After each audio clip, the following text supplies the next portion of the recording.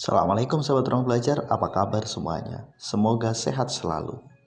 Ketemu lagi dengan saya Eko Prastyo. Selamat datang di ruang belajar.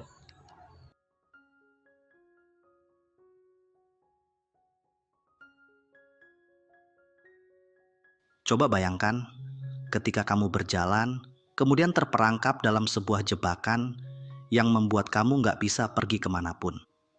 Apa yang akan terjadi? Akhirnya kondisi kamu susah dan sulit, karena perangkap itu telah memenjarakan dirimu. Dalam kehidupan finansial, sejatinya ada begitu banyak jebakan finansial sejenis itu yang tidak disadari keberadaannya oleh banyak orang.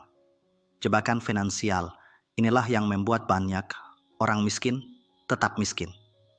Jebakan finansial ini yang membuat orang menengah sulit menjadi kaya dan punya potensi menjadi miskin. Bahkan, jika jebakan finansial ini menimpa golongan kaya sekalipun, mereka juga akan terkapar dan akhirnya jatuh miskin. Pada video kali ini, kita akan membahas jebakan finansial yang berpotensi menghancurkan kehidupan finansial kita. Jadi, simak terus video ini sampai selesai ya.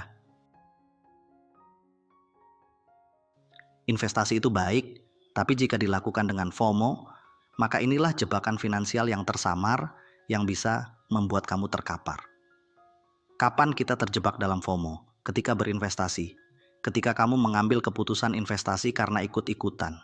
Kamu takut ketinggalan dan akhirnya ikut masuk berinvestasi tanpa tahu ilmunya.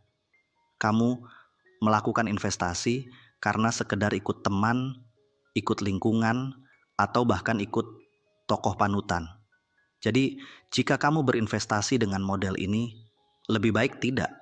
Dalam investasi harus rasional. Kamu harus tahu ilmunya. Kamu harus paham resikonya. Jangan sekedar ikut-ikutan. Dalam membangun bisnis juga berlaku. Kadang kita ikut-ikutan saja dalam melakukan sebuah bisnis. Lagi musim durian, kamu juga ikut jualan durian. Lagi musim jualan ayam geprek, kamu juga ikut jualan. Jika model bisnis kamu seperti ini, maka pasti sulit berkembang karena kamu gak melakukan dengan perhitungan. Setiap orang punya kemampuan finansial yang berbeda-beda. Sayangnya, tidak semua orang kena dengan detail sampai di mana batas kemampuan mereka.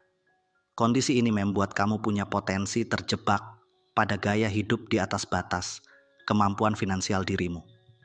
Siapapun kamu, mau kaya, miskin, atau biasa-biasa saja secara finansial. Jika kamu hidup di atas kemampuan finansial kamu, maka kamu pasti menderita. Sekarang, coba kenali batas dan kemampuan finansial kita. Kemudian, evaluasi gaya hidup kita selama ini bagaimana? Apakah mengikuti kemampuan finansial kamu atau melebihi kemampuan finansial kamu? Salah satu ciri bahwa kamu hidup di atas kemampuan finansial adalah ketika kamu menjadikan orang lain sebagai standar dalam berbelanja.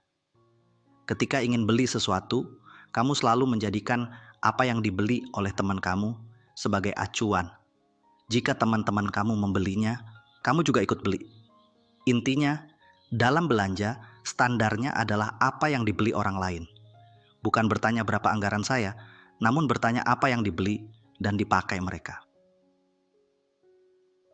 Hidup tanpa perencanaan finansial. Rencana finansial itu penting, siapapun kamu. Jika kamu hidup tanpa rencana finansial, maka sulit kehidupan finansial kamu berkembang. Berapapun besar penghasilan kamu, jika kamu tidak memiliki rencana finansial yang produktif, maka kamu pasti akan sulit dalam menjalani hidup. Mungkin kesulitan itu nggak terasa sekarang. Namun, kesulitan itu bisa datang di masa mendatang. Ketika penghasilan kamu menurun, disitulah masalah muncul. Dalam kehidupan kita, ada banyak kebutuhan yang baru hadir di masa depan. Misalnya kebutuhan dana pensiun, kebutuhan untuk pendidikan anak, dan dana darurat.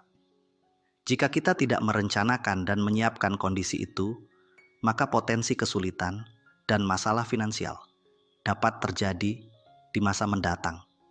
Jika kita tidak menyusun perencanaan keuangan, maka bisa jadi saat anak masuk sekolah, kita tidak siap dana. Saat sudah pensiun, tidak punya dana pensiun. Saat sakit, tidak ada asuransi kesehatan. Kondisi ini harus kita perhatikan dan kita antisipasi. Kita harus membuat perencanaan finansial yang jelas. Rencanakan keuangan kita dan mulai siapkan dananya untuk kebutuhan masa pensiun, kebutuhan dana pendidikan anak, kebutuhan saat sakit dan kondisi darurat di masa mendatang. Termasuk juga merencanakan investasi dan target finansial kita. Jika kita tidak memikirkan kondisi ini dan tidak membuat perencanaan yang jelas, maka potensi kesulitan finansial itu sangat mungkin terjadi di masa mendatang. Kita pasti punya penghasilan. Setelah punya penghasilan, kita pasti punya keinginan. Bentuk keinginan itu bisa berupa jangka pendek atau jangka panjang. Pada akhirnya, keinginan jangka panjang yang kita tetapkan menjadi sebuah visi finansial kita. Jika keinginan jangka panjang itu baik dan produktif, maka kita bisa bertumbuh dalam kehidupan finansial kita. Namun, jika visi finansial kita cenderung konsumtif, maka kita punya potensi kerugian di masa mendatang. Keinginan finansial itu ada yang produktif dan konsumtif. Jika keinginan Anda produktif, ini baik. Namun jika keinginan finansial Anda konsumtif, inilah jebakan finansial yang berbahaya itu. Apalagi jika Anda tidak punya keinginan finansial, ini lebih berbahaya. Bisa dipastikan uang Anda akan selalu habis. Karena Anda tidak punya alasan yang jelas untuk menyimpan dan menggunakannya di masa mendatang. Bentuk pembelian yang sama akan memberikan hasil berbeda pada hidup kita. Semua tergantung visi atau keinginan finansial kita di masa mendatang. Contohnya, membeli mobil. Ketika awal bekerja, misalnya tujuan Anda adalah beli mobil baru buat naikin gengsi, maka ini adalah contoh visi finansial yang konsumtif dan kurang tepat. Namun, jika membeli mobil dengan tujuan untuk disewakan atau untuk modal jadi driver online, maka inilah visi finansial jangka panjang yang produktif. Pada akhirnya, yuk evaluasi. Apakah keinginan finansial di masa yang akan datang itu produktif atau konsumtif? Utang adalah dua sisi mata uang yang bisa berdampak positif dan negatif. Jika kamu nggak bijak dalam urusan hutang, maka potensi hancurnya kehidupan finansial kamu sangat besar.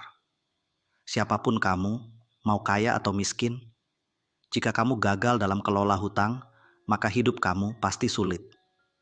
Terjebak pada hutang yang konsumtif adalah jebakan finansial yang sangat marak terjadi di sekitar kita. Kemudahan fasilitas pembayaran lewat hutang membuat banyak orang terjebak di sini. Oleh karena itu, hati-hatilah dengan hutang. Itulah pemaparan tentang 5 jebakan finansial yang punya potensi memiskinkan kamu.